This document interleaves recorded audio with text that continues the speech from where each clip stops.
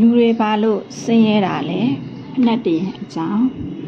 တခုသောမိုးသေးတဲ့နေ့တစ်နေ့မှာရွှေတကုံဘုရားကြီးကိုအဋိဌံပရိစိတ်ဖို့ထွက်လာခဲ့တယ်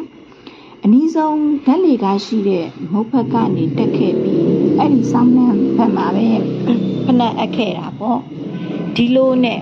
အံ့ဖွယ်ကိုးစုမှာပဋိပတ်စိတ်ရင်အနည်းဆုံးဓာတ်လေကားကနေကျမ်းမာရေးကိစ္စဖြည့်ရှင်းဖို့ဖြစ်လာတယ်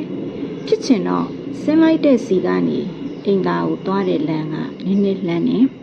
ငကိုကလေးကအများဆုံးအိမ်သားသွားရမှာကိုတိတ်ကြောက်တဲ့သူဆိုတော့မသွားခင်အရှိကတဲလေးထဲမှာထမင်းစားနေတဲ့တန်ရှင်းရဲ့အတော်ကြီးနှစ်ယောက်ကိုမြင်လိုက်တာပေါ့ခြေပလာနဲ့အိမ်သားထဲဝင်ဖို့တွေ့ဝေနေတဲ့ကိုက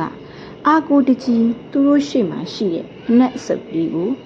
သမီးကိုဖနက်လေးခဏလောက်ငှပေးပါလို့ရင်ရင်ကြည်ကြည်ပြောလိုက်ပြီနဲ့မငှပေးနိုင်ဘူးလို့ခါခါတီးတီးအပြောခံလိုက်ရတဲ့အခါမှာအော်အရင်ကဆိုအများဆုံးအိမ်သားတန်ရှင်းရေးဝန်ထမ်းတွေအမိုက်သိမ်းရသူတွေရဲ့ဘဝကိုတိတ်တနာပြီးသူတို့ဘဝကိုစိတ်ဝင်စားတာတိတ်ဘဝကံတွေကြောင့်သူများမလုပ်ချင်တာတွေလုပ်ရတယ်လို့ပေါ့အကုန်လုံးကိုမဆိုလို့ကျင်ပေမဲ့ဒီနေ့လဲကြုံခဲ့ရတဲ့အတော်ကြီးနှစ်ဦးကိုပိုးတနာမိသွားတယ်အတိတ်ကံမကောင်းလို့ယခုလိုနေရတဲ့ဘဝမှာပစ္စုပန်မှာလဲစိတ်ကောင်းလေးမရှိတော့သူတို့အနာဂတ်မှာရောဆိုတဲ့မိကွန်းလေးပြန်မေးစရာမလိုတော့ပါဘူး